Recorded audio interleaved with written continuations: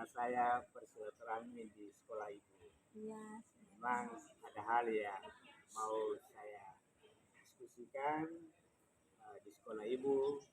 Mungkin ada hal juga yang dimiliki oleh ibu bisa menyampaikan kepada saya menjadi kolaborasi untuk kita bersama. Untuk kesempatan ini ibu saya bersilaturahmi di sekolah ibu. Saya ingin melakukan coaching. Mungkin uh, coaching yang ingin saya lakukan ini saya juga harus membutuhkan semacam informasi tentang apa yang perlu kita bicarakan berhubungan dengan kondisi sekolah itu. Untuk pertemuan hari ini yang kita mau bicarakan itu tentang yang ingin saya gali itu tentang pembelajaran terdiferensiasi Pak.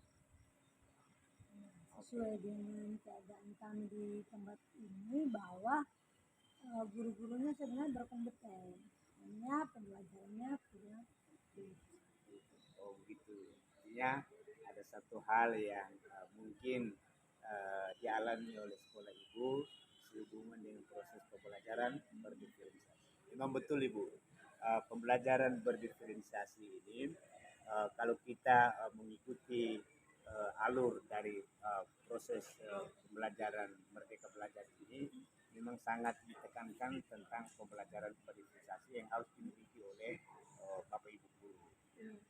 Itu oleh karena itu mungkin ibu bisa kasih sedikit gambaran situasi keadaan di sekolah ibu apa sih sesungguhnya yang terjadi di Bapak Ibu tentang pembelajaran berdiferensiasi.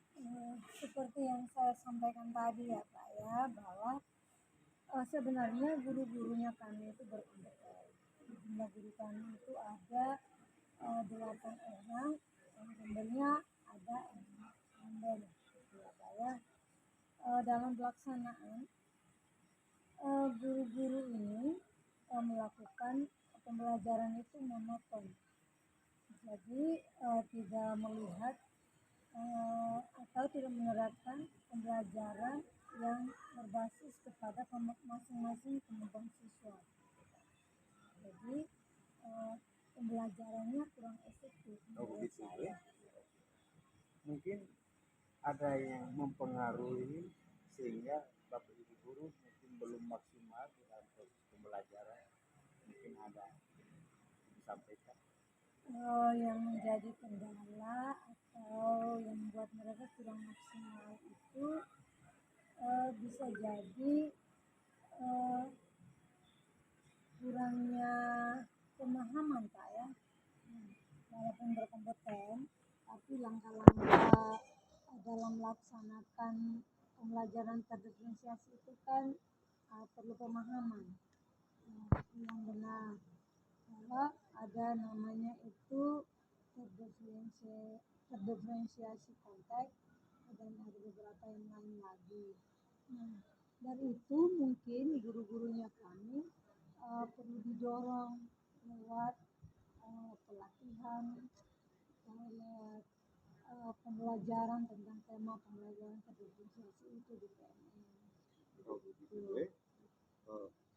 Artinya kondisi ini mungkin ibu bagaimana mengetahui bahwa proses pembelajaran berdiferensiasi itu belum maksimal. Padahal potensi-potensi yang ibu miliki seperti bapak ibu guru, para peserta didik itu ada mereka miliki. Cuma mungkin ibu mengetahui dari posisi mana. Untuk mengetahui itu ketika saya melakukan observasi kelas ya Pak. Observasi. Ya, Seperti dalam observasi itu saya melihat dari modul ajar bahwa di situ pembelajaran disamakan semua, sehingga anak-anak yang kurang mampu ini dalam menangkap jadi lambat, tetap lambat, disamaratakan. disamaratakan semua.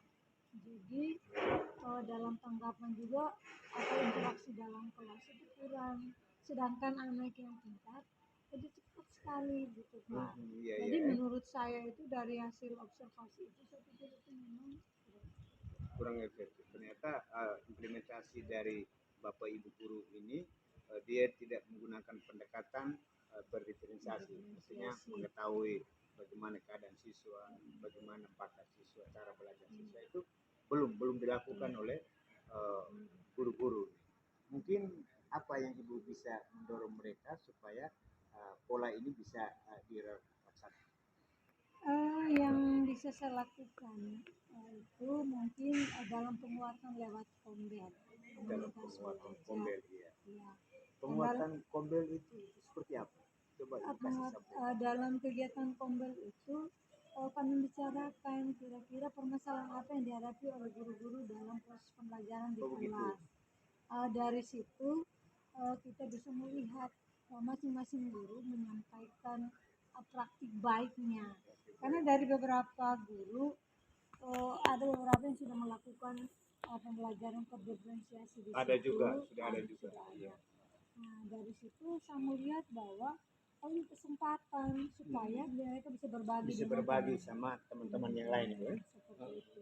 Selain itu juga nanti kami merencanakan untuk melakukan IHT. IHT ini narasumbernya atau yang menjadi model itu dari beberapa guru itu sendiri yang sudah pernah melakukan. Sudah pernah melakukan dan berhasil sesuai dengan hasil observasi. Oh, itu luar biasa itu, ya. Luar biasa. Ya. Artinya ada teman-teman guru yang ada di sekolah ibu ini, artinya sudah pernah melakukan proses pembelajaran berdiferensiasi itu sendiri. Sehingga langkah yang ibu lakukan itu mungkin melakukan IHT atau BIMTEK, tapi narasumbernya dari sekolah itu sendiri. Mereka bisa berbagi kepada teman-teman yang lain. Oh, ini luar biasa itu, luar biasa. Biasanya itu kegiatan-kegiatan pelatihan itu kan kita selalu punya mindsetnya adalah mencari narasumber dari luar, orang yang seperti ini seperti. Padahal kita sadar bahwa orang yang dari luar itu kan tidak pernah berada di sekolah kita. Artinya secara teori oke lah, tapi secara praktek ini kan dia tidak tahu. Tetapi apa yang dilakukan oleh ibu ini hal yang luar biasa. Artinya melakukan berbagi praktik baik dari guru yang sudah tahu kepada teman-teman guru lain yang belum mengetahui itu sendiri. Jadi bagaimana dorongan ibu terhadap teman-teman yang belum mengetahui? Dorongannya seperti apa? Memberikan dorongan kepada teman-teman yang belum tahu. Jadi dalam kegiatan komunitas itu tidak memperlihatkan siapa yang paling bisa dan siapa yang tidak bisa, Pak. Jadi cara pendekatannya distimulus dengan memberi kesempatan kepada teman-teman untuk berbagi praktik baik dengan satu catatan bahwa kita memberikan satu tema bahwa untuk minggu ini kita berbagi praktik baik tentang pembelajaran terdiferensiasi. Dengan cara demikian guru yang lain yang belum melakukan tidak merasa digurui, tetapi secara langsung dia bisa belajar. Nah, Ibu, saya bisa tanya sedikit. Ketika Ibu melakukan observasi dan menemukan ada sebagian Bapak Ibu guru yang belum mengimplementasikan proses pembelajaran berdiferensiasi, pernah tidak Ibu memanggil guru yang bersangkutan itu untuk melakukan coaching atau pendampingan? Itu ada tidak? Untuk melakukan coaching atau pendampingan itu memang belum saya lakukan, Pak, tapi masih dalam tahap merencanakan sambil belajar karena memang saya juga masih kurang paham tentang coaching. Tapi dari situ saya berpikir bahwa mungkin harus omong dari hati apa yang perlu dilakukan sehingga guru itu sadar sendiri. Kita dengar langsung ibu, kalau kita dengar langsung itu kan kita bisa bertukar pikiran, artinya mitra lah. Nah, kita sama guru kita juga bermitra. Dan ini kondisi yang harus kita lakukan perbaikan. Memang saya melihat secara keseluruhan dari apa yang ibu sampaikan, kondisi sekolah ibu ini memang butuh perhatian dan sekaligus harus memberikan pelatihan-pelatihan terhadap Bapak Ibu guru. Dan kondisi ini kan juga harus berubah terus dari waktu ke waktu, sehingga pada kondisi-kondisi tertentu itu artinya penilaian sekolah kita bisa mendapatkan apresiasi yang luar biasa. Mungkin Ibu di terakhir ini bagaimana tanggung jawab tanggung Iya. jawab sebagai kepala sekolah melihat secara keseluruhan, melihat secara keseluruhan di lembaga ibu, bagaimana ibu memberikan semacam sebuah performa tanggung jawab terhadap teman-teman guru. Mungkin ada reward call terhadap perubahan-perubahan yang sudah dilakukan oleh teman-teman guru itu sendiri. Itu bagaimana? Sebagai tanggung jawab saya sebagai pemimpin di sekolah itu tentang keberadaan guru-guru ya Pak ya. Yang saya lakukan itu dengan terus mendampingi mereka gitu. Memberikan pujian, Tujuan ya. memberikan pujian, eh, itu salah satu apresiasi yang saya berikan untuk guru-guru kami yang sudah berusaha semaksimal mungkin. Iya. Sedangkan yang masih kurang, bisa bertanggung jawab juga untuk mendorong mereka, memberi motivasi, Iya, selalu dimotivasi terus. selain memotivasi untuk terus mau menambah wawasan, menambah keterampilan, tidak perlu merasa rendah diri seperti itu, tapi harus rendah hati mau belajar dengan kawan-kawan. Itu sudah harus berbagi, Iya. harus berbagi. Memang konteks berbagi itu bisa memberikan perubahan sehingga kita sama-sama bergerak dalam situasi dan kondisi yang sama. Ini luar biasa ibu, luar biasa apa yang ibu sampaikan dalam kondisi sekolah ibu. Dan saya juga ibu, saya juga mencoba menggali kondisi sekolah ibu, kelebihan ibu akan saya timba sekaligus saya bisa implementasikan di sekolah saya. Mungkin satu waktu ibu juga bisa sharing-sharing dengan saya berhubungan dengan kondisi sekolah saya, ibu ambil hal yang positif. Kita satu sama lain saling berbagi. Baik, terima kasih.